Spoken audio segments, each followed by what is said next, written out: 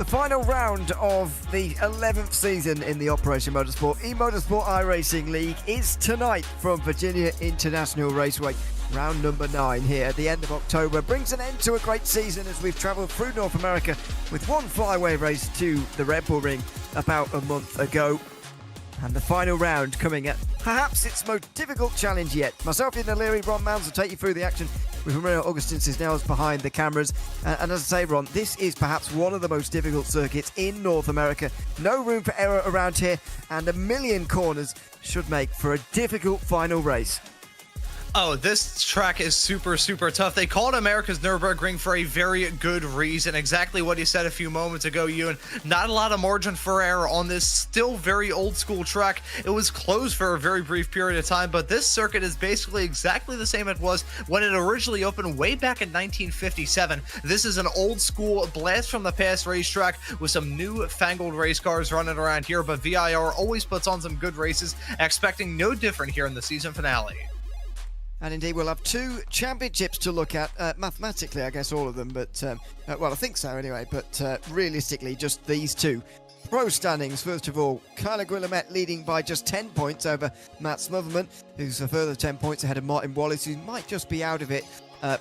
Not mathematically, but realistically. Ian Carney, Skylar Vicroy rounding out the top 5 with Chris Walsh and Ken Copeland not that far behind. Remembering that Copeland hasn't been at most of the rounds this season, although he's been very quick. Gene Kelly, Jonathan Labby and Rodney Campbell rounding out the top 10. This is the one that's settled, 29 points for Louis Rios. He can score 37 on an evening, but I don't think he can lose it from here with the amount of drivers that will be here. Nolan Nuke second, only just in front of Philippe Chartier, with John Hicks not far behind. Then a big of a gap back to the likes of John Salada, Tyler Masters, David Bell, Cameron Lackney, and even further back to those who have been at 1 or 2 rounds this season, Cody Durkin and Chris Langdon. And then the open standings, the closest of the 3, only 8 points for Justin Bessett over Mason Cardinal, who's got up into 2nd place in the standings. Tyler Manning's in 3rd ahead of Tyler Beeman, with Francisco Vega down in 5th now after last week's race at Mosport. He's 27 points behind though Justin Bessett. If there's enough people here, which I don't think there will be, but if there is, then he might be able to jump over him. Nicholas Batista with a bit of a gap back to him, although it's still close to him even dropping out the top 10. Kyle Shelton, Zach Merrill, Jacob Little, Tyler Reed rounding out the top 10. But Rui Farinha Pereira is only 10 points behind him. So there could be some changes down there at the bottom end of that standing. 10 past 5 in the afternoon, 22 degrees Celsius on the racetrack, is 71 Fahrenheit. So nothing too warm at the moment. Just under 30 drivers, I think, on the grid for this one. Currently in qualifying, what could be quite an important qualifying session, not least for those 2 championship drivers who are both looking to win here. Tyler Guillemette currently on pole in that pro class. Justin Bessett definitely needs to improve from where he is at the moment in the open class, and at the moment he is still in pit lane, not setting a time, so taking a bit of a risk with Mason Cardinal, one of his closest championship rivals, in fact the closest, currently on the pole for the whole event as it stands just about halfway through this session. And qualifying super important here at VIR. Want to have the smoothest, most unobstructed view heading down into turn number 1 here. The opening series of corners at Virginia International Raceway, super tricky to nail down when you're running by yourself, but if you're side by side heading all through there, it's going to be even more of a tough ask. So this qualifying session may be on the higher end of the races thus far this season for the most important one throughout, doubly so considering this is the season finale. Everybody wants to end the year off strong as Ken Copeland has jumped up to the pole position. Pretty good lap time from him to jump 0.7 of a second ahead of Mason Cardinal. Copeland, a driver that we saw really impressed last time out at CTMP, and a driver that I've experienced covering in the past. Really quick racer behind the wheel of that number 18 car. Gonna look to show off his form and flex his muscles once again here in the last round of the championship. Chris Landon moves up to Thorpe as a beneficiary class driver as well, so there's 3 different classes in the top 4 at the moment, which is good to see. Matt Smotherman goes over line with a, well, unless that's wrong, an uncompetitive time so far. Indeed, it doesn't count, so he will look to go again in a moment. But the gap, look at the time gaps, absolutely massive around here. We speak all the time about how difficult this circuit is, but that's what creates this really. At the moment, the top 25 covered by 11 seconds, and not all of those will be representative times, I understand that, but even so, there are going to be seconds separating these guys. There's Tyler Guillemette, slipped a little bit from his pole position before, but he's really got to worry about Smotherman tonight, and he moves up to third. That will just help him along a little bit while he's waiting for his main rival to set his first time. Yeah, and I gotta say, on the subject of racers maybe waiting until the very end of the session to set in a time, that is an uncomfortable way to go about qualifying here at VIR. This is a lengthy lap, probably one of the longest laps that we've had from the entirety of this season here in Operation Motorsports. I mean, look at Martin Wallace's pole time, 144.193. That's on the higher end. It's a GT3 track, this. It is a site of a... I believe it's only the GT3 cars that race here every single time IMSA comes along during the summer. It's only a GT3 race. Now the prototypes run. But this track is still super tricky. Even in the cars that run around here, it's a challenge. Yeah, that's right, by the way. I'm not sure when the last time the top-level prototypes went round. Certainly not in the hypercar era. I don't even think in the DPI era, from memory. I could be wrong there. Chris Glandon pulls off to the side, knowing that's a job well done from him. He's moved up to 4th place, and that should be beneficiary class pole with Nolan Nuke second or so behind. Ian Carney was inside the top 5. We'll ride on board with him through what I've got to say is a wonderful section of corners. I know this only counts as 3 corners, apparently, according to the track map, but there's at least 4 or 5 in there. But it's completely flat out before you get to South Bend. That for me, as he goes a bit wide, this lap won't count. That for me is by far the most exciting section on this racetrack, I think. Oh, it really is super fun to run around. It's so rewarding if you get the run through there as well. It's also rather cinematic, just thinking from a broadcaster's perspective. I mean, hey, I'm sure our producer Ramiro can probably attest to it. Seeing a race car, no matter what it is, burst through that section of the racetrack with the sun setting or rising, whatever the case may be, it just looks beautiful. This is a slice of American motorsports, not too terribly far away from a different end of the spectrum in the world of American racing. Martinsville. I think it's like a 30-minute drive away from Martinsville Speedway. It is a very interesting section of the country when it comes to motorsports. Lots of great stuff, and this track is, I would say, a hidden gem in American racing. I said that was abandoned for quite some time, from the 70s all the way up until the year 2000. The VIR YouTube channel actually has a pretty compelling video of what the track looked like when it was bought from a former chicken farmer back in, I think, 1998. It is a fascinating view of this track in a very abandoned and rough-looking state back when this track was just basically a ring road around a farm. Ever since then, they put a brand new lick of paint on this facility, and it is an absolute gem in American sports car racing. The host of the SCCA National Championship for almost for quite some time, hosts IMSA every single year. Here for the season finale in OPMA, we are expecting a really close race. You know how we said that the times were far apart in qualifying a few moments ago? Well, you can look at the top 10 now, covered by about a second, and we can throw that out the window. Yeah, it has been closed up now. The initial times were quite stretched, but yeah, and the top 25, by the way, has halved in its gap. Just 3.5 seconds now, which is still a lot, to be fair, for a track of this length, but it's a lot smaller than before. Mason Card now currently on overall pole, but with 1 minute to go, Kent Copeland still running here, and he's going well at the moment through this first and second sectors. He is as fast as anybody, and I think this could well be pole, as long as he hasn't picked up an off-track anywhere in these final few corners. In that final sector there, that run downhill. Now on the run up towards the line, a bit of slipstream when that car's not blinking in front of him. He goes over the line, and it will be pole just about. 17 thousandths of a second for Kent Copeland. With 30 seconds to go, he goes back to the top. Yeah, and striking while the iron is still hot. Nice time from Copeland. Let's see if anyone can beat it in the final 30 seconds of this qualifying session. Looking at Matt Smotherman as he heads his way out of turn number 12 through Oak Tree onto this massively long back straightaway. Gonna be a good spot to get some moves done, but turn 12, a super tricky corner to try and nail down. You got the run through there strong, and you're going to come out of this smelling like a bed of roses. Otherwise, you may be smelling a bit like bird popcorn. Let's see what the driver, the number 84 car, can do as he heads his way down into the heavy braking zone, into roller coaster for the last time. Yeah, down the hill for Smotherman, the checkered flag waving. He needs to get in front of Guillemette ideally, because he needs to finish quite a few positions in front of him, in all honesty. The extra point for a pole position would help as well, if he can get it here, and he will get it with this lap time right now. He needs to gain a lot of time on his previous best, and it's close. It's close, and it'll be third. Third for Smotherman if it counts, and it does.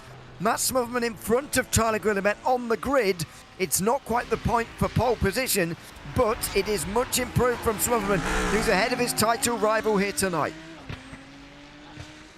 And a fantastic time. Let's see what these racers are going to do, as we still have more waiting to cross the line. Here's Martin Wallace for a brief period of time, held on to the pole position in the 666 car. Let's see what he can do as he heads his way out of the final corner onto that start-finish straightaway right now. What can Martin Wallace do? Jumps up to P6. Cardinal jumps up to the pole over Ken Copeland. Fantastic time for the driver, the 35, as Matt Wallace going to get his time invalidated, but Cardinal jumping up to the front right at the right time. And that's exactly what he needed, because Justin Bassett did not qualify. He will start from 33rd or 34th on the last row of the grid on row 17. And that is going to be massive with so many open class drivers here today. There, Tyler Reid is going to come over the line. Didn't realise there were still drivers going, to be honest, but surely now that will be the end of it. A quick thank you, by the way, to the sponsors and, of course, the admins and Tyler Reid, who is one of those. Helps us always with the points and keeping us up to speed with everything going on in the series. So thanks to him and the whole admin team here at the Operation Motorsport League for keeping us clued in here on RaceSpotTV. Very much enjoyed our season here and season 11 covering this series on Tuesday nights. And a thank you, of course, to the sponsors Trophy AI, CrowdStrike and Michelin for their continued support throughout season 11. Been great to have them on board throughout. And as I say, great to bring you this season. It's been thoroughly enjoyable every Tuesday night. Bassett did set a lap time, by the way, there at the end. That's why Jacob Gilday is down to 33rd, but it's only 32nd for Justin Bassett. Unsure how many open class drivers there are, but as you can see, it's the most populous class. So there is more scope to lose points. And when you've only got 8 points of a lead over Cardinal, you start to realise this is a big day now. For Justin Bassett trying to come back through the field, and we'll keep an eye on him as we will with the Pro Championship battle as well. Mason Cardinal, though, is going to be on the pole here overall tonight, ahead of Ken Copeland, who is being challenged since his return to the Operation Motorsport League. Matt Smudman and Chris Walsh lined up on an all BMW row 2 in front of Charlie Guillemet and Martin Wallace then on row 3. That's two championship contenders there, although Wallace is quite a way away. Tyler Manning 7th, there to Ian Carney, with Tyler Beeman running at the top 3 in open. There's Zach Pritchard, the first all-open row. Outside the top 10, it's Bradley Beeman and beneficiary class pole setter Chris Glandon. Nolan Nuke, who's in second, is 13th behind him, with Tyler Reid next. Rui Farina and Louis Rios, the champion in waiting for the beneficiary classes on row 8, with Zach Merrill and Dustin Wells, then on row 9. Kyle Shelton and Jonathan Labby round out the top 20, with Nicholas Batista and Andrew Cooper on row 11. Eric Knight and Cameron Burke are next. 25th has gone to Thad Weaver with Trevor H. alongside Dan Fendick and John Hicks are on row 14, with Philip Chartier and Richard Davenport rounding out the top 30. Then you've got Cody Durkin, Justin Bassett, Jacob Gilday, the last driver to set times. John Salada didn't set a time, so doesn't appear there, but he might race. Let's see whether he does or not in the next few moments. 5:30 in the afternoon, same conditions as before, so still 70 degrees Fahrenheit on the circuit, 21 degrees Celsius. And the sun's very much coming down on this season, as well as it is in this race on today's date. It will be quite dusky out there. As if it wasn't difficult enough, Ron, the sun is going to be coming down in front of the eyes of the drivers in a few places, I would imagine, around this circuit. And with a decent amount of elevation change as well, would not be shocked at all if there are some turns for these racers in this race coming up that are going to be completely blind. Just what everybody wanted in a race at VIR, to have totally blind turns where you pretty much just have to utilize your general knowledge of this circuit to try and get around. This track is a rather popular one on iRacing. I've said how much use it gets in real life, but of course in iRacing it gets a whole lot of use, especially in sports car circles. It is a tough cookie though, 20 turns in all, pretty lengthy too at 3.27 miles long. It's a tough racetrack, and if you throw visibility issues in the midst of that as well, especially towards the start of this race, that is going to make what is probably going to be a very challenging and technical round of the championship even more tough. You mentioned it's championship night effectively here in this championship. Charlie Guillemet holds 10 points over Matt Smotherman. Justin Bassett holds 8 over Mason Cardinal. But the thing for Bassett is that he's so far back in the pack. I mean, you look at how many drivers were in the field. We've had a really consistent participation numbers actually this season. hats off to all the drivers for sticking with us this season. In the mid-30s we've had numbers-wise. It's very rare that a league maintains such consistent numbers from round 1 to 9.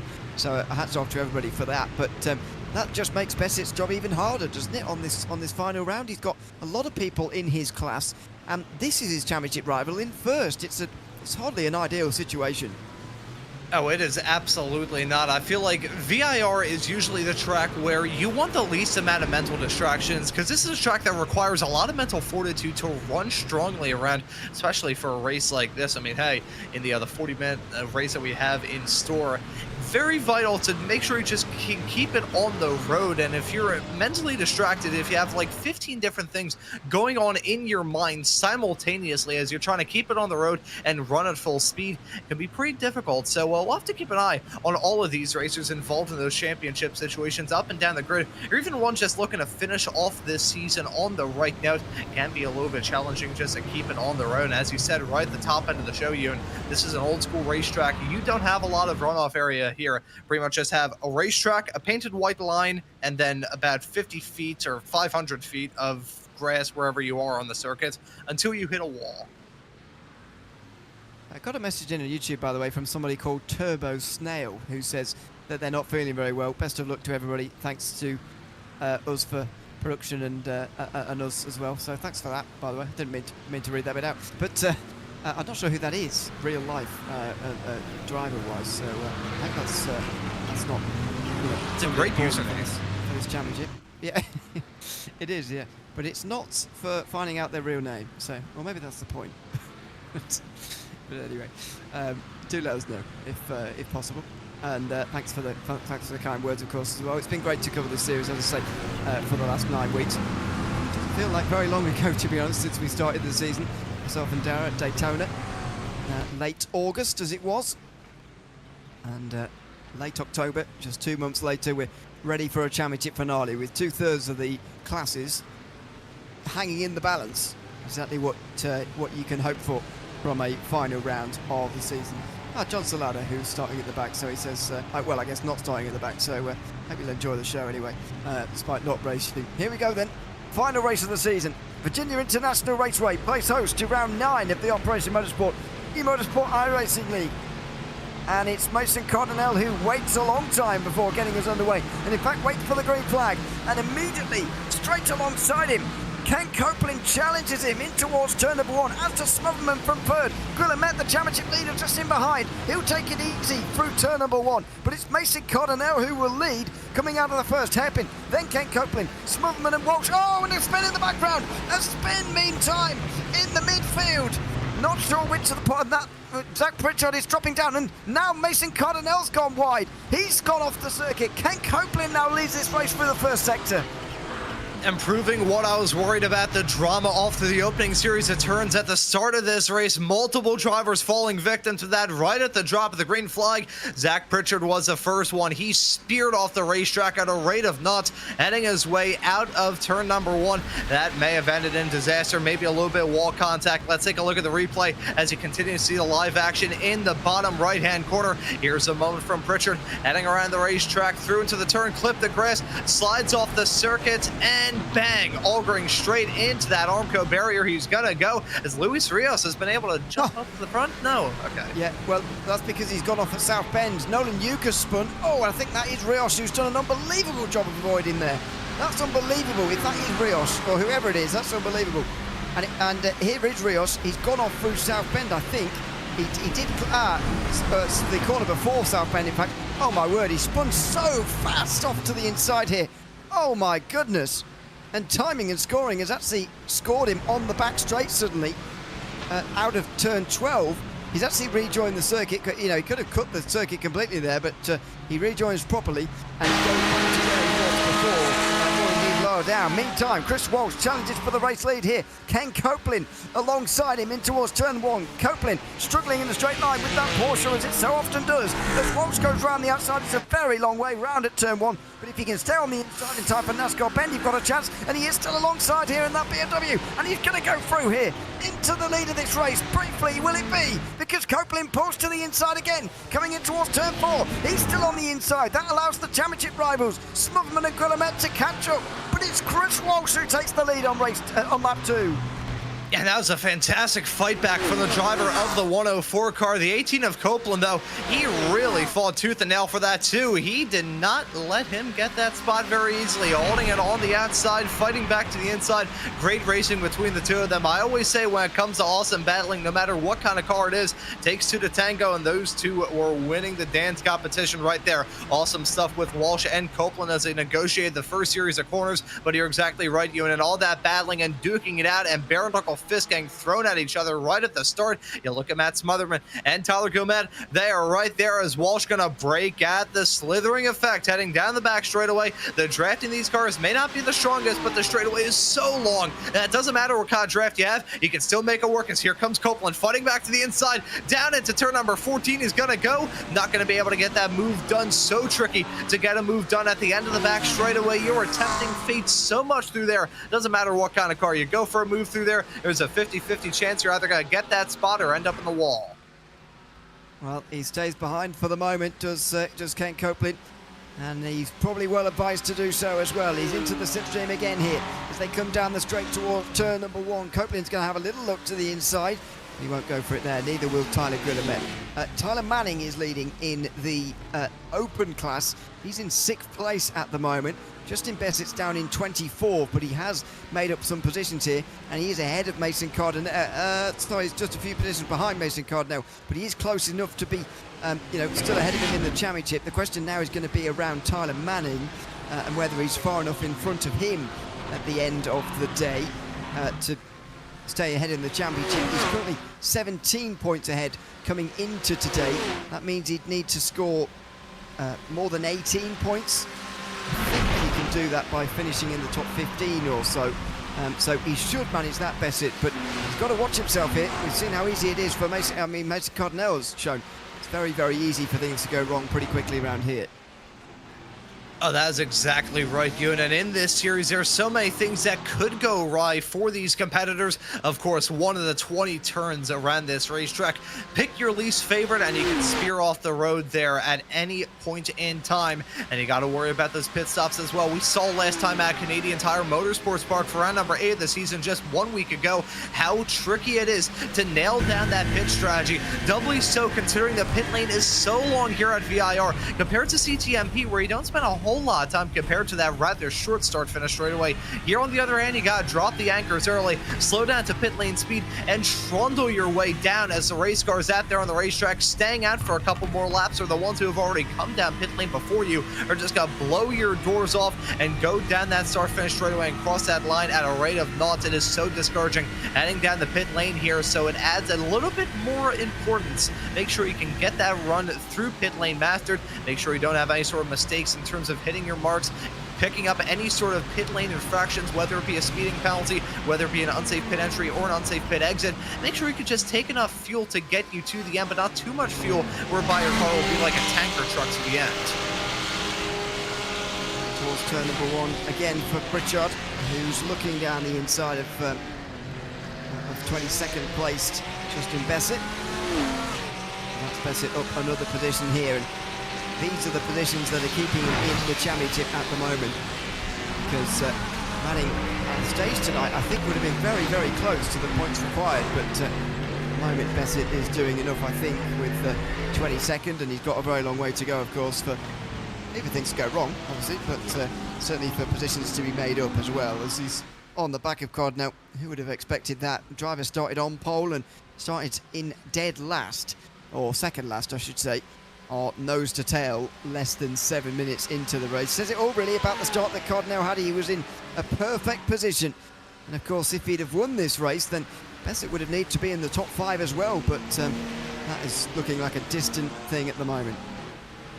Take a look at a replay to see Nolan Heuck in the number 34 car, maybe going for a lunge off into turn number 1. Very heavy braking zone, good spot to try and make a move stick.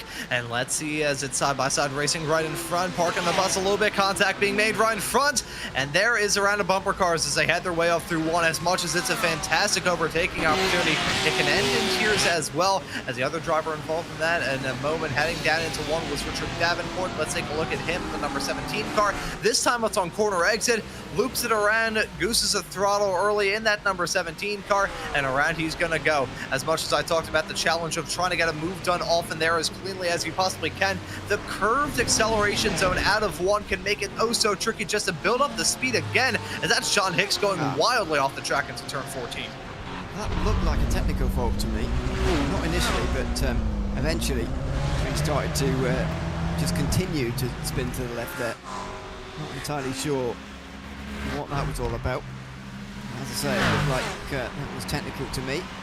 There's a flash of the lights from Tyler Beerman, although I'm not sure who he's flashing at, because Tyler Manning's quite a long way in front of him by just over 2 seconds at the moment. It's Ian Carney who's right in behind as things stand, the 6th place pro driver, and then the 1st place beneficiary class driver, Chris Glandon. Bradley Beeman then rounds out the top 10. So Tyler Beeman very much under pressure as things stand, and trying to chase down Tyler Manning as well, although that's looking difficult too. This gap grows to 2.5 seconds now for the Open class leader in search of an unlikely championship tonight. Yeah, breakout forming between the top 2 in the Open category and P6 and P7 overall in this race. But Tyler Beeman still the engine of that train, chugging the field along right behind him. Some very talented racers throughout this pack. Of course, Tyler Beeman, great racer in that number 91 car. Ian Carney, a driver who in seasons past here in the Operation eMotorsports Racing League back in season 9 and 10 that I had the privilege to cover as well. He was a pretty good racer in there. Chris Glandon has put on some good performances here. He was quite good at the last round of the championship at Canadian Tire Motorsports Park. Bradley Beeman, good racer as well in that number 25 car. Lots of racers campaigning that new Aston Martin, and I haven't gotten the opportunity to ask too many people what their thoughts are on that brand new Aston. You and I think you may be a little bit biased since you are a Brit, but I like the look of that Aston, and it seems to be quite well out there on the racetrack too in terms of performance and not just the looks. Oh, these live pictures. Ken Copeland massively onto the back of Chris Walsh suddenly. This is not a place you normally see overtakes made coming out of the first sector, but Ken Copeland has made one here. Now, what has happened to Chris Walsh there? Because that is highly unusual. The speed difference between the two was massive, and Chris Walsh is struggling suddenly. 0.8 of a second. The gap continues to go 0.9, 1 second, nearly 1.1. Ken Copeland leads this race comfortably, and Chris Walsh is having major trouble here from the race lead. Suddenly, he's over a second out of the race lead in second. Yeah, I'm looking through to try and figure out exactly what the deal is. Did he have a slowdown potentially as he headed his way up through the first sector? That looked pretty quick. Yeah, you can see him hop, skipping a jump over the grass. And I think that may have done it for him. He's now regained the speed. He's now within 0.8 of a second of Copeland, who got the move done in rather commanding fashion off through into the S's at the end of that small little flat out blast under the bridge. So Walsh, I think, learning the limits of this track very easily. As much as you got the grass, which is a natural deterrent, you got those slowdowns that will bite you and bite you hard here at this racetrack if you pick up a slowdown in a very inopportune spot. Hence that section that Walsh did, maybe turn number 12, especially heading all through the final corner too. If you pick up a slowdown through those parts of the racetrack, you are going to feel the burn almost immediately. Unfortunate for Walsh, he fell victim to that, and he's now going to try and get that move back on Copeland sooner rather than later. Well, that is how quickly races can change, isn't it? I mean, we've already seen how quick Chris Walsh is, to be fair, so he can definitely get back again. But it's not ideal to lose that much time all in one go, that's for sure. As we go back to Tyler Beeman here, still at the head of this rather large group. Behind him, you can see Ian Carney, Chris Glandon, Bradley Beeman, and Tyler Reid's the one you can't constantly see there. There you have it at the back of the train. Just to go back to the point on the Aston Martins, by the way, before the lead changed. I must admit my vision's slightly clouded by the fact that the previous Aston Martin, I don't know if you remember it, the V8 Vantage, maybe was it called, was a lot better sounding than this one. I get that car engines have changed down the years and we don't have many V12s anymore, but that Aston sounded absolutely fantastic, and unfortunately this one's not quite the same. As Ken Copeland, meantime, is under pressure from Chris Walsh, trying to win his lead back again as lap traffic, just interrupted them briefly. Copeland forced on the defensive. And has he gone too deep there? He was forced into braking very, very late by Chris Walsh, and he just about pulls it up in time to keep the lead. Yeah, and Walsh was applying a whole lot of pressure to the back at Copeland, causing him to go deep into the braking zone, also caused him to have a shallow line into the turn. But here comes Walsh. He tries to take the race lead back after the slowdown a few moments ago. Side by side as they come across the line, nearing the halfway mark of this race. Copeland on the inside, Walsh on the outside, contact being made in the braking zone. Who's going to get out at the front of the apex? It will be Copeland at the apex of the turn, but here comes Walsh. He's going to try and swap sides, heading now down into 2. Into 3 right now. Copeland withstands that challenge from Walsh. These two have shaken off the challenge from Smotherman and Gomet like a bad case of the fleas as Walsh once again goes for the dive. That was a late dive. It would have been as well towards turn 4. Left hook, but not quite on this occasion. He's got a decent exit out of there, but obviously there's no braking zone for a while. It's not overtaking land up here, that's for sure. So we're quite a third of this race gone already. What a fantastic battle for the lead we have got in store for us as well. It may not be for the championship. Tyler Guillemette following Smotherman as well as he can to seal that, but this battle for the race lead is fantastic between these two drivers who will not finish anywhere near the championship lead by the end. In fact, pretty sure this is for Chris Walsh. Chris Walsh is going to finish 6th in this championship, maybe. Skylar Vicar not here today, might well drop out. Meantime, though, Walsh closes in again on Copeland here, who's done even less races this season, don't forget. He looks to the left and can't quite get through on this occasion. Not as close this time, but still putting Copeland under significant amounts of pressure, as Tyler Beeman is as well. Ian Carney's already got through. Chris Glandon now sees this as an opportunity to come through as well. He's on the inside and he goes through as well. Yeah, nice move from Glandon, commanding stuff as he headed his way down into turn number 14. Keep an eye on that turn all throughout this race. We've already seen drivers go for some moves. We've already seen drivers run into difficulties heading off through that part of the racetrack as well. Both veterans and rookies having trouble through that part of the racetrack. You pretty much see it every single time there's a race here at VIR. In fact, such a tricky corner to try and nail down. Keep an eye on racers maybe trying to get into each other's heads as they head their way off through that section of the racetrack. Speaking of battling, it's the two Beemans, Tyler Beeman and Bradley Beeman, duking it out for the final 2 spots inside the top 10. Tyler Beeman holds on to that P9 spot currently, but the 25 of Bradley Beeman looking to try and challenge. These two looking to try and sort out their differences and figure out who's going to be the one to maybe be a thorn in the side to the 31 of Chris Glandon, who's looking to drive off into the sunset after getting that move on Tyler a few moments ago. I think he's got a very good run here as well. Oh, bro, I should specify Bradley Beeman, of course. So they've both got the same surname. Oh, it looks up the inside, but he's not going to do it there and towards the very fast S's. We'll just have to trail him. Glandon very close to Carney, who's also in a bit of lap traffic. There's quite a lot of lap traffic, actually, considering we're so early in the race. 5 drivers already a lap down, although 2 of them are currently in pit lane for extended repairs. So, an unusually high number, actually, but it's affecting this race early as well. As Copeland keeps the lead a lot more comfortably this time. Just, as I say, just put a lap on Philippe Chartier, that is, the beneficiary class drivers. Mason Cardinal, by the way, has already made his pit stop today.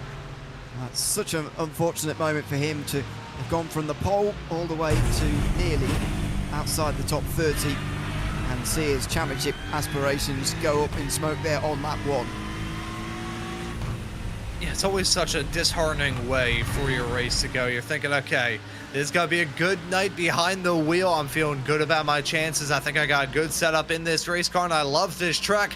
Let's see what I can do today. Oh, I've spun. That's always such a hard... That's a kick in the shins to start off a race like this. 40 minutes long. I remember a couple of seasons ago, the Optimo races used to be 60 minutes long. So, brief little dip down into 40. I like this format, though. There's another series that I cover, rather prolific, on iRacing that does 40-minute long races. It's the right period of time, in my view, because it's long enough to have some pit stops, long enough to really test the patience of these racers, but also short enough whereby it does feel like a sprint at other times as well. Yeah, definitely is a sprint at 40 minutes. And, oh, somebody off right in front of Copeland here. That'll be Dustin Wells. Oh, gets onto the circuit straight in front of him before Oaktree. And now he's pulling onto an almost defensive line through Oaktree itself. This has got to be... Well, Walsh is actually not as close as you would expect him to be. And so he can't really take advantage here. Copeland will pull back in front of the Aston Martin. Oh, dear. It's all happening here, isn't it? I don't think Wells knows where to go.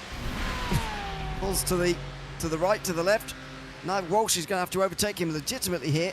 You'd hope that he'll get out of it now, Wells, and he does. So fair play to him for that, but it's always awkward to know what to do when you're a lap car in that situation, and Wells didn't entirely seem to know what to do there. Yeah, doubly so considering another quirk, so to speak, of VIR. This track is ridiculously narrow compared to most other American sports car circuits as he runs wide through there. And we may have a battle between Copeland and Walsh getting oh so close. I think Copeland had a terrible exit coming out of Hog Pen off onto that start finish straight away as Walsh has closed up that gap. Don't think he'll be close enough to really go for the dive. No, I lied. I think Walsh tried to make it stick.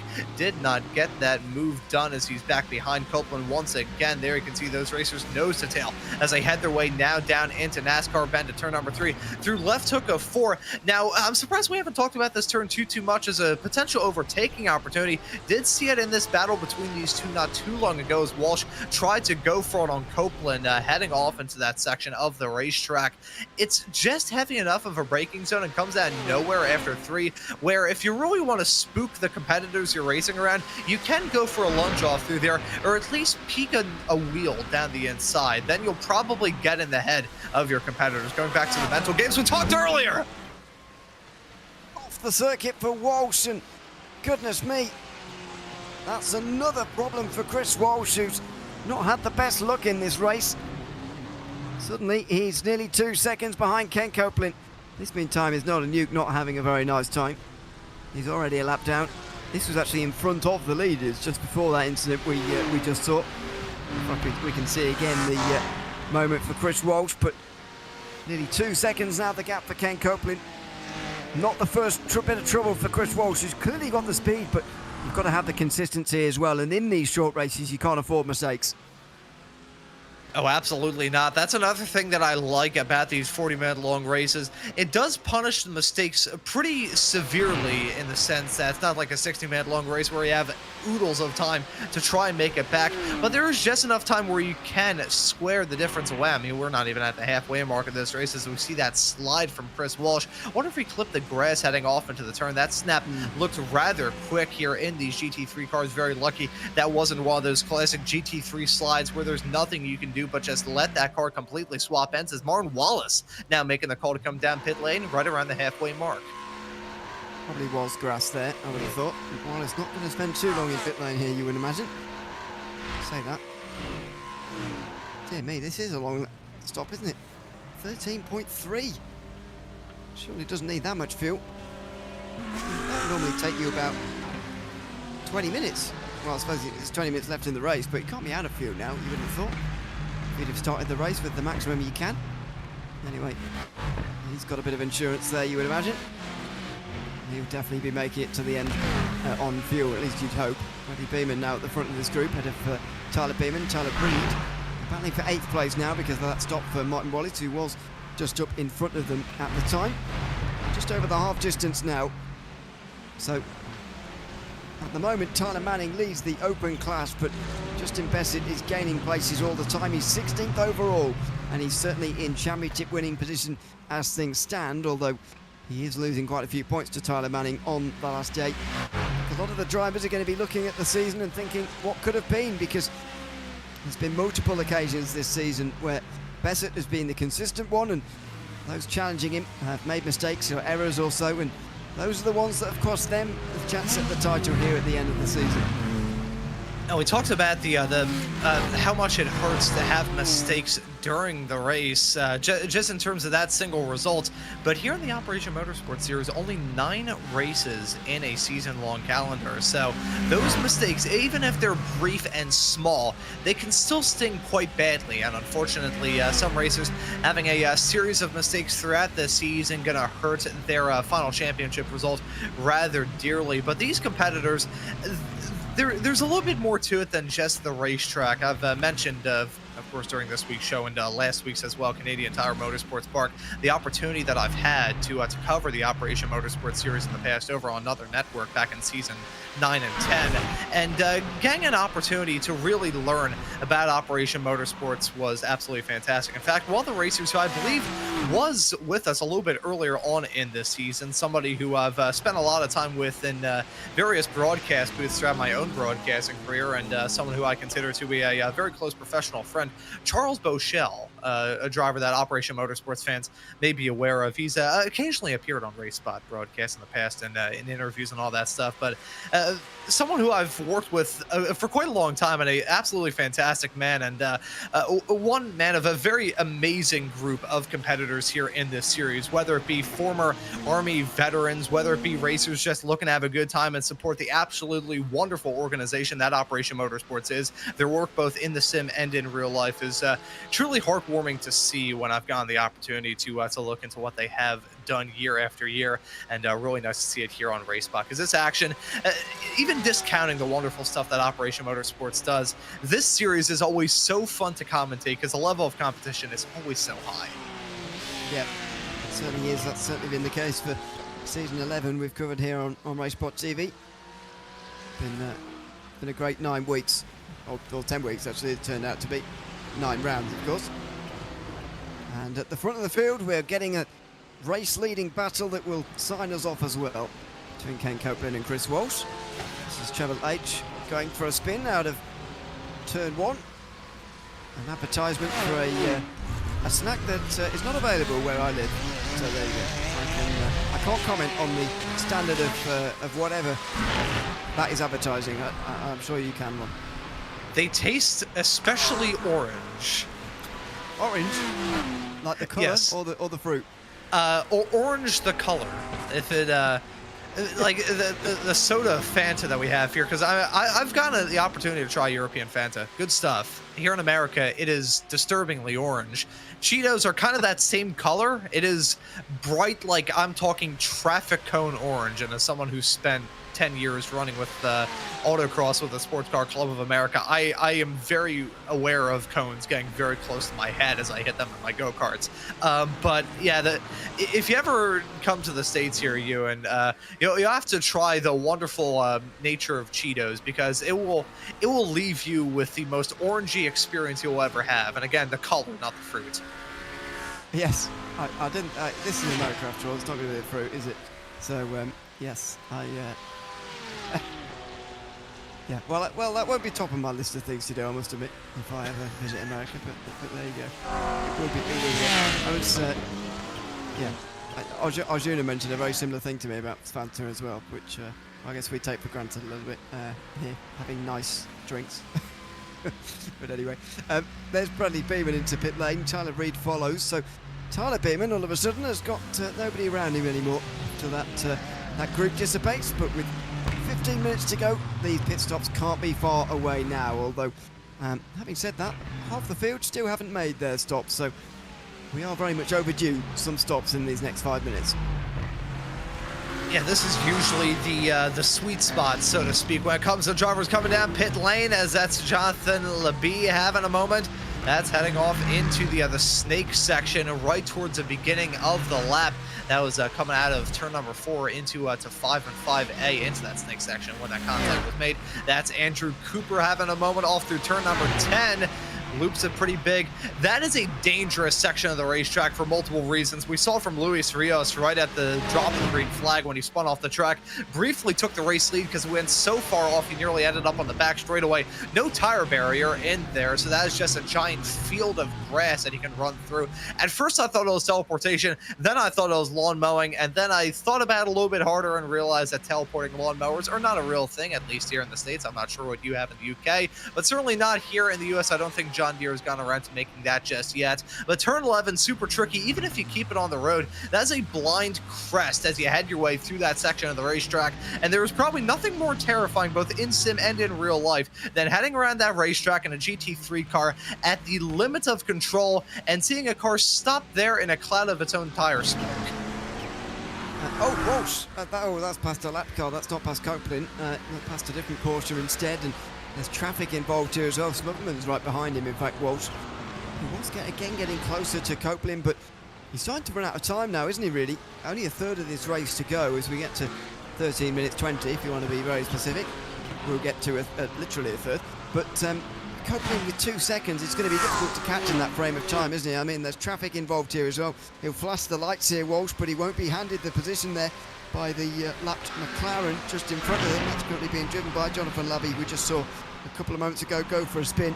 And yeah, Walsh very much running out of time now. Yeah, not a lot of time left to go in this race for Chris Walsh as that gap continues to grow between himself and Ken Copeland. He's going to have to worry about how he can even close up that gap, let alone get a move done to retake the race lead. I wonder if he's maybe eyeballing a run down in pit lane. Will he try and do a little bit of fuel saving as we get farther along in this stint to maybe grow that gap?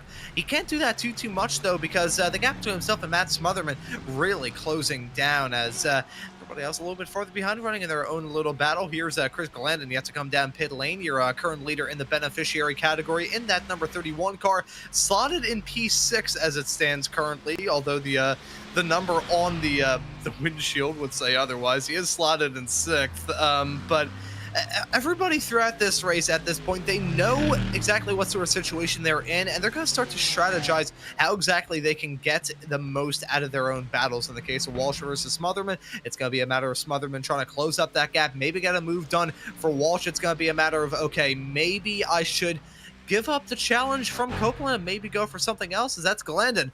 Perfect time to follow him as he comes down pit lane. And this is this bit of race of domination in the beneficiary class from Glandon. And the closest rival, by the way, is Nolan Yuke, who's a lap down. Louis Rios, who's a minute and a half down at the moment, though he has already stopped. Rios has gone under the radar in some of the races this season, so I'll just keep an eye on this as Glandon comes out the pit lane, because it is quite a long stop, and it is a second or so longer than Rios's stop, but Louis Rios is 20th, and at the moment Glandon is only just dropping outside the top 10. He'll still have half a minute. There is Rios on the back straight. He's not going to be getting past Glandon in the beneficiary class lead, but that doesn't matter too much for the moment. And look at this. Race leading back to with 11 minutes to go is suddenly back on again as the swings and roundabouts of this race just continue on coming. Chris Walsh, less than 1 second behind Ken Copeland. He's right in the slipstream of that Porsche now, on the way towards the chicane. He's not going to be close enough in time for the end of the straight, and pit stops have got to be soon for these two. It could be a battle in the pit lane. Yeah, we'll have to see if they come down pit lane at the exact same time as Copeland getting held up big time by that Ferrari. Let's see what he can do with this lap traffic situation. May spur him to say, you know what, screw it, I'm coming down pit lane. Will he do that? No, he will not. One driver will, though. Walsh. It's Walsh. He breaks away. That is an intriguing call from him. Copeland gonna get held up by this lap car more as he nearly goes off into the dirt, heading his way onto that start-finish straightaway. Tries to get this move done. Wants to get this move done for 2 reasons. Doesn't want to get held up too much, lose any time to Walsh, and he also wants to lose as little time and maybe not lose a spot to Matt Smotherman. He's closed up that gap in that number 84 car. I was just going to say a few moments ago, in terms of the swing of this race, Chris Walsh was swinging forward, Matt Smotherman was looping around, he was going so fast, and Ken Copeland's chain broke. He went from about a 2-second gap back to Chris Walsh down to 0.3 of a second in the span of about a lap and a half. I'm not sure whether or not that car has sucked up a ton of gasoline gunk out of the bottom of that tank has just dropped down in power, what the deal is. Copeland went from running smooth to really running into difficulties. I wonder if a slowdown may have had a factor in that number 18 car dropping back. Yeah, maybe. That's very true. I'm surprised that he picked them up through here in the first sector, in the early part of the second, so it's not impossible, even though it seems like it would be at a circuit like this. Less than 10 minutes to go on the season. Gonna met with a top 3 finish, although he should be 4th again after the pit stops. Should be fine to come home with the championship, although it's going to be close to Smotherman by the end. And Smotherman's having a look. He's not having a look, it's just the camera angle. Copeland there just still in front. Just Knight goes for a spin through turn 3 and just lightly taps the wall. Travel H has already been for a spin earlier on in this race through turn number 1 and now loses the rear through South Bend. So this is where Copeland had to sort of slow down.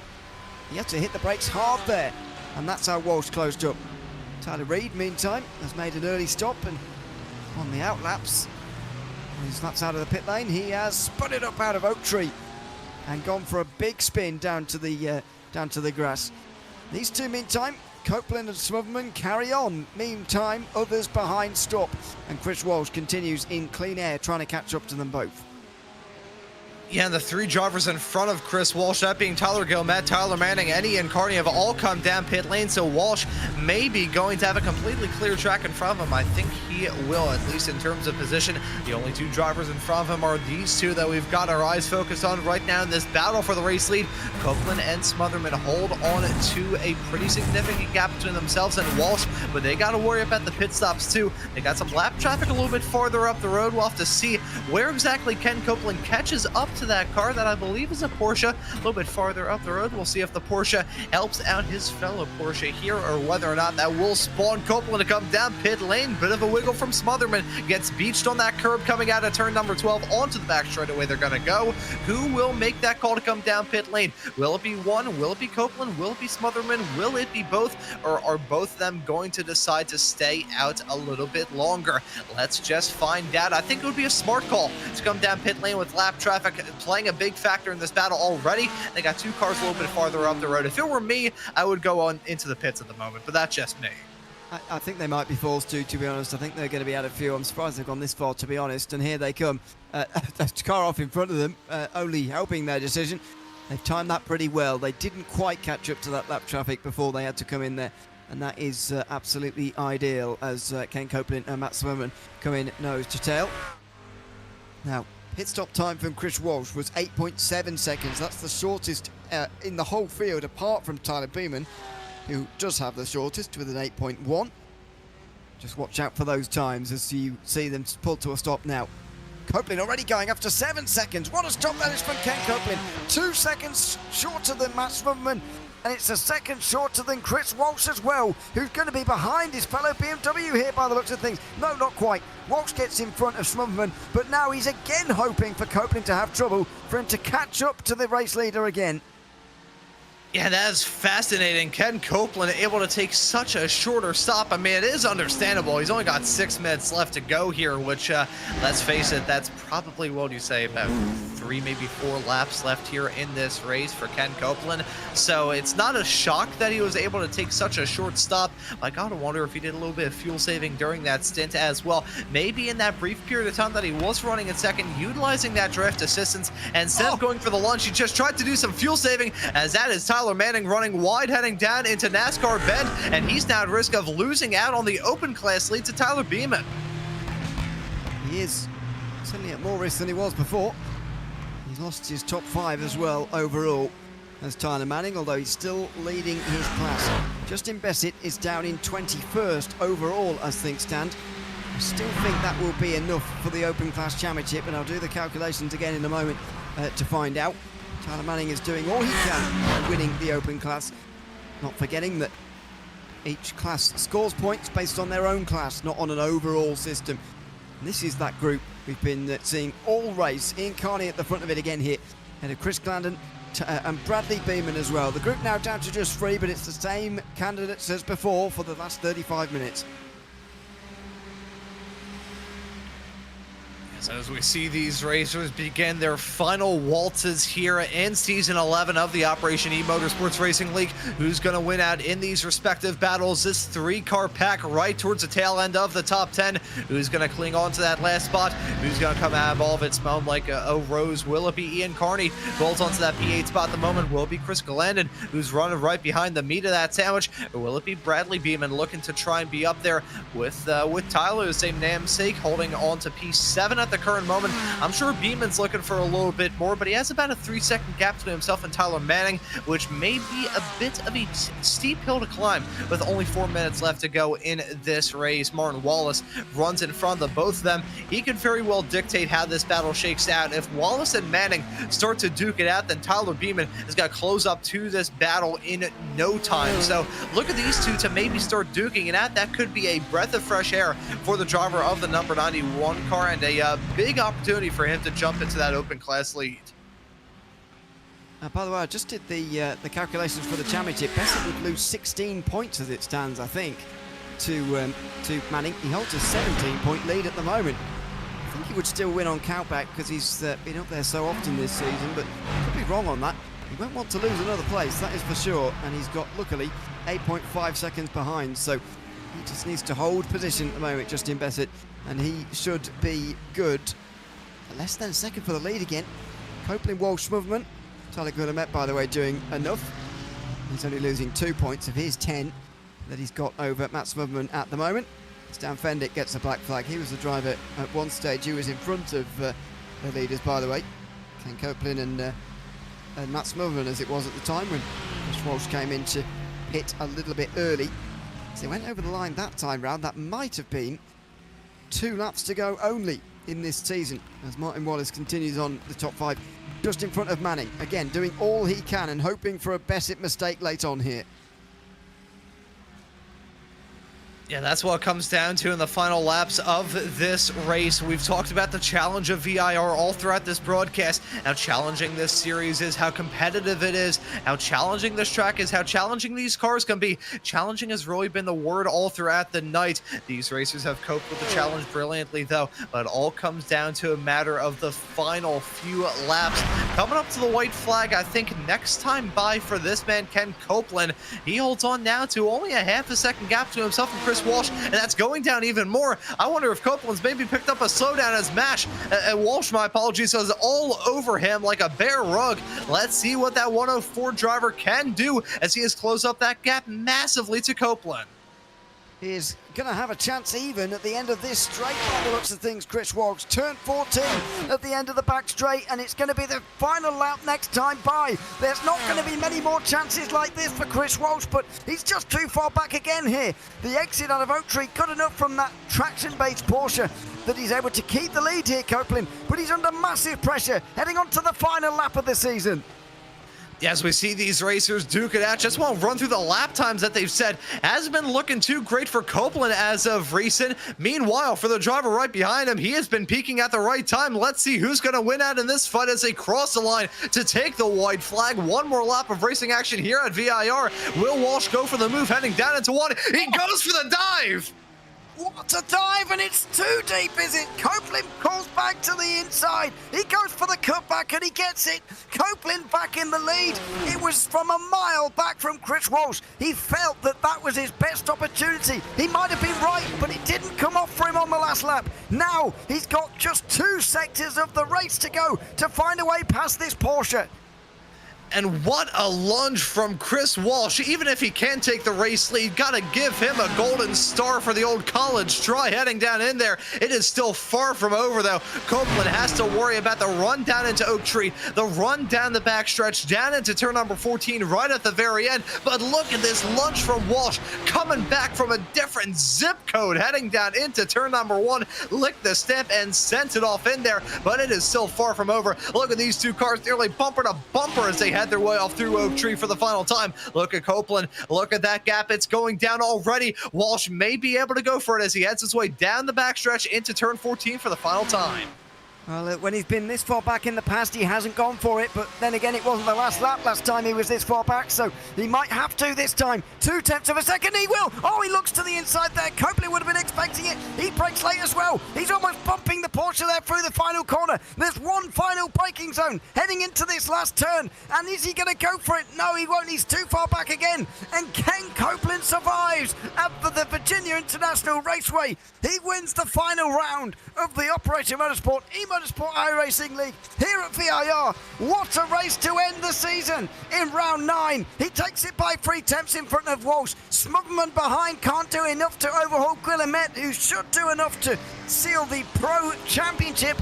And behind we wait, because Justin Bessett is still over a minute from crossing the line in the open class lead of the championship, that is. He needs to stay where he is because Tyler Manning is going to come across the line. He will win the open class race tonight. And behind him, Chris Glandon will win in the beneficiary class. Now we wait for Bessett. He should seal the title in the open class in a few moments' time with a 20th place finish. And thankfully for him, he has a big cushion back to Mason Cardinale right behind, so no pressure for him as he heads his way down the back straightaway into turn number 14 for the final time to cap off a season of racing action with the championship. Would be a fantastic result indeed for this U.S. Army esports driver running here in this absolutely amazing league. Only has a few more corners left to go, and the title is his. Out of the final corner, and by my mathematics, which are not the most reliable, Bessett's going to hold on by 1 point from Tyler Manning.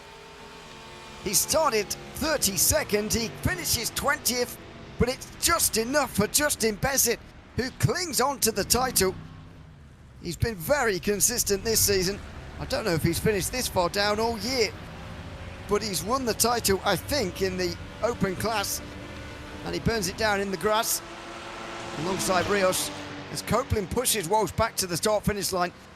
They, I presume, are going to congratulate each other on a great fight towards the end there. A respectful fight as well. Even though Walsh threw absolutely everything at it, he didn't throw Copeland off the road. Oh, that right there, that push heading down the back straightaway, that is a mark of respect of two fantastic racers that put on one of the best battles I've ever seen. That was brilliant. Ken Copeland, cool as a cucumber. Chris Walsh, I think we need to call him the chili pepper because he brought the heat here in this race. What a fantastic battle between those two at the very end. Yeah, a bit of a yo-yo as well, it must be said, but he provided the entertainment for us at the end. Smudman, as I say, didn't do enough to overhaul Guillemette in the end, so Tyler Guillemette should get home by 8 points in the Pro Class Championship. Martin Wallace rounds out the top 5. He had an outside chance today, but only just stuck in the overall top 5 ahead of Tyler Manning. Couldn't quite do enough himself. Tyler Beeman second. He'll get the fastest lap, I think, in the open class tonight, in front of Chris Glandon, who gets the beneficiary class win. Bradley Beeman and Ian Carney round out the top 10. Tyler Reid was next ahead of Zach Merrill. Those were the last within a minute, such as the gaps here. Kyle Shelton held on from Rui Farina with Andrew Cooper running up the top 15. Nicholas Batista was next ahead of Cameron Burke with Louis Rios second in the beneficiary class. He will win the championship there, by the way, although that was confirmed at the race start tonight. Zach Pritchard 19th ahead of Justin Bassett, who rounds out the top 20 with an open class title. Mason Cardinale qualified on pole, but unfortunately finishes 20 places lower. Eric Knight, Jonathan Labby and Fab Weaver round out the lead lap drivers. Nolan Nuke was the final beneficiary podium driver.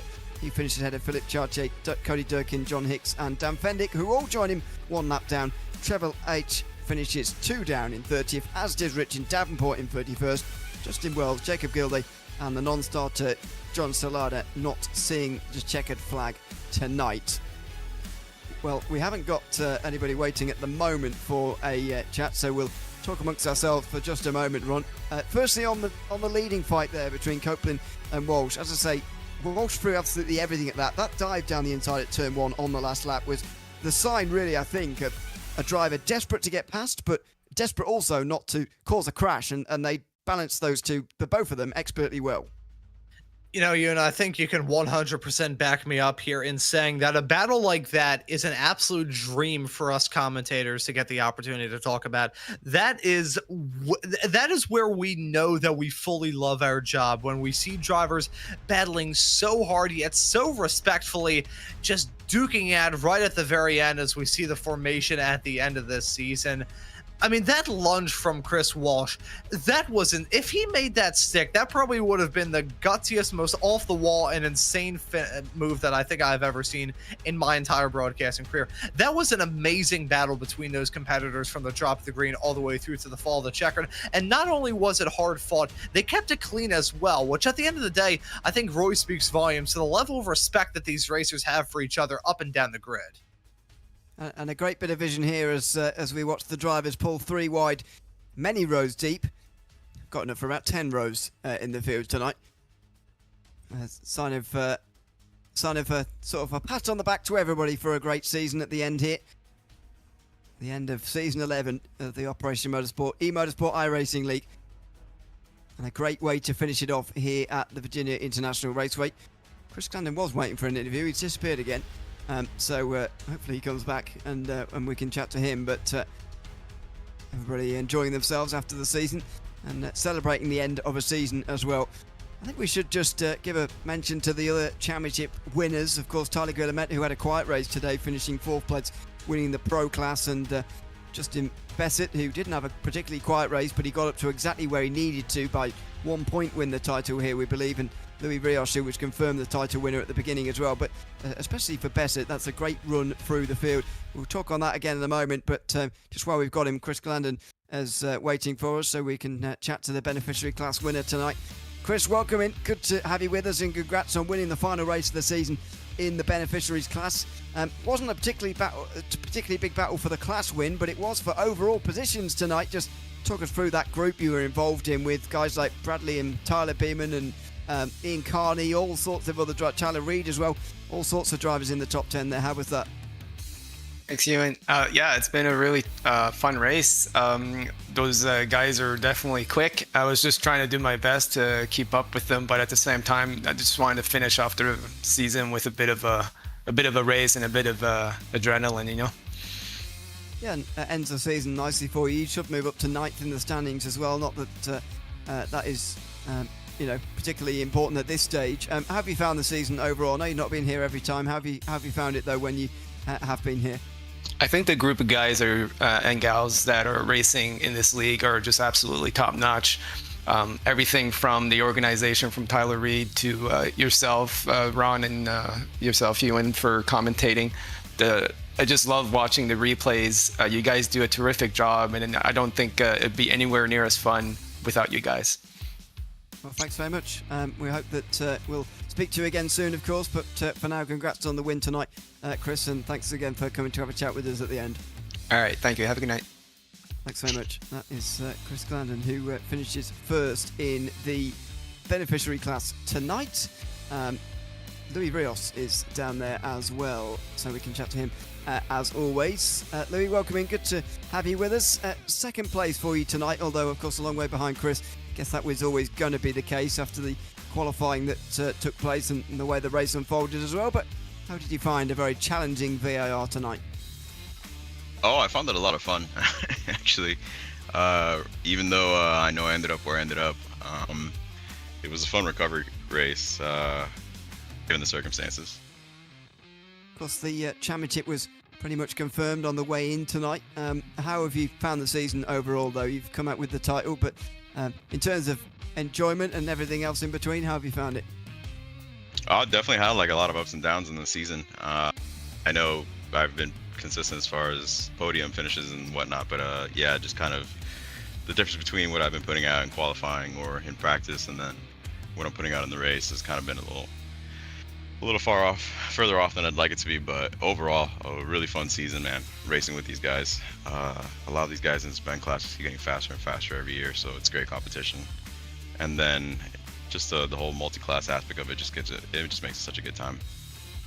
Absolutely. Well, it's great to have you a part of it this season, of course. Thanks for coming to chat to us after, I think, every round this season, though. And once again, hopefully we'll speak to you again very soon. Yeah, once by accident again. Yeah. one time not deserved, but hopefully I made up for that. Thank you again, Ewan, for you guys putting on an awesome broadcast, man. Can't wait to watch this back, even though I know what ends up happening with me. It was a great season. Thank you to all the sponsors, man. Thank you to Opma for putting this together. I can't wait for the next season to come. Thanks so much. That's Louis Rios, second place tonight in the beneficiary class, and of course champion in that class as well. And finally, maybe not finally, but next anyway, Justin Bessett has popped himself in there, so we can have a chat to Justin as well. Welcome in, Justin. Good to have you with us. And as far as our mathematics concerned, you'll be the open class winner this season, the champion by just a point or so at the end. But a race of fighting your way through after qualifying down in 32nd. How did you find working your way through the field tonight? Yeah, I mean, tonight was just one of those nights. Computer was giving me issues, so I didn't get to put down a qualifying time. Didn't have my spotter going.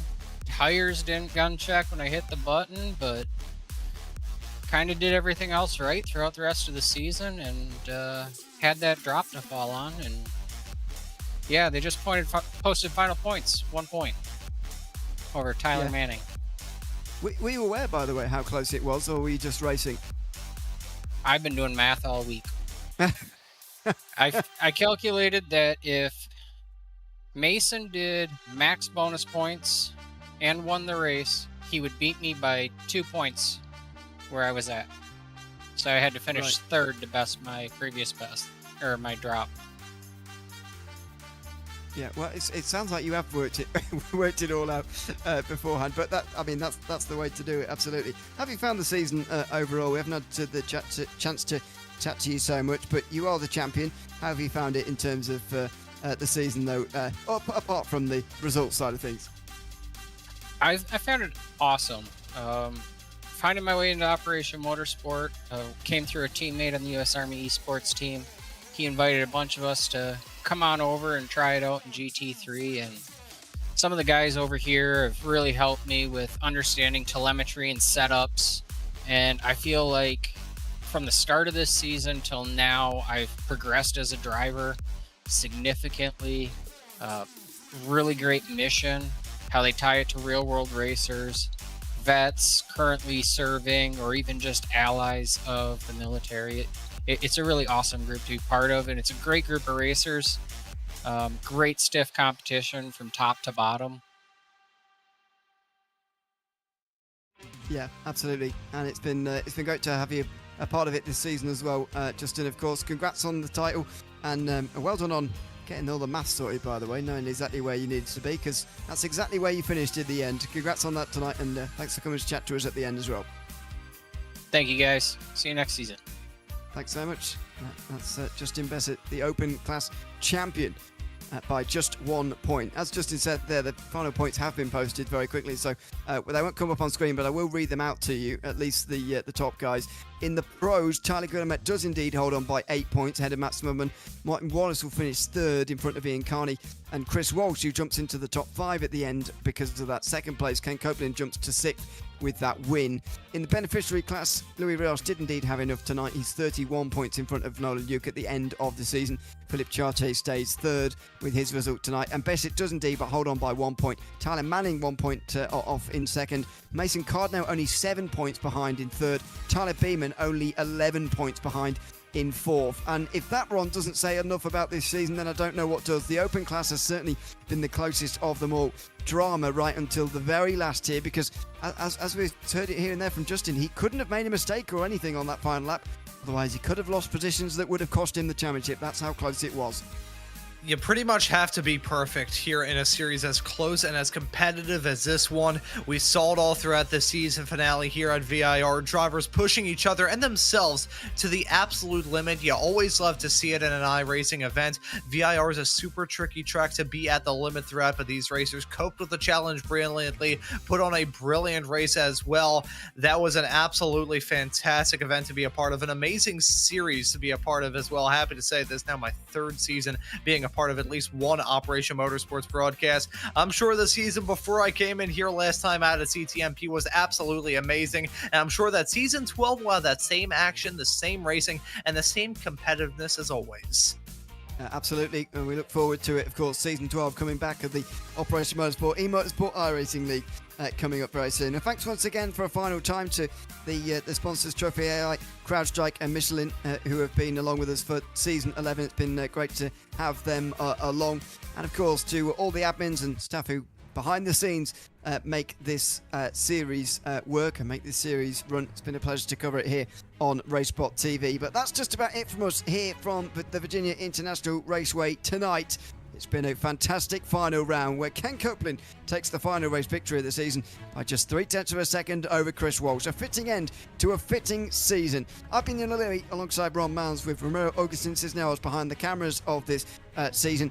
Look forward to seeing you in season 12, of course, but for all of us for now from RaceSpotTV, it's goodbye for now.